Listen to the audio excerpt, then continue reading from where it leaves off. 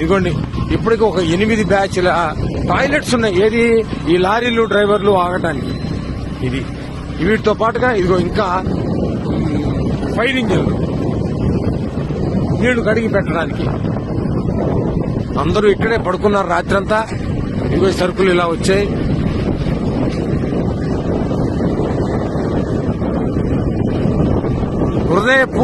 హృదయ స్పందనతో చెప్తున్నా, నా చీఫ్ మినిస్టర్ కి వందనాలు, నా చీఫ్ మినిస్టర్ కి ధన్యవాదాలు.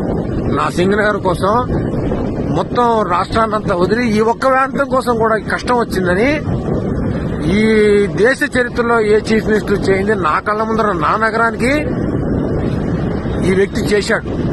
నేను ఆయనకి చేస్తున్నటువంటి చిన్న కృతజ్ఞాంజలి మాత్రమే ఈ వీడియో.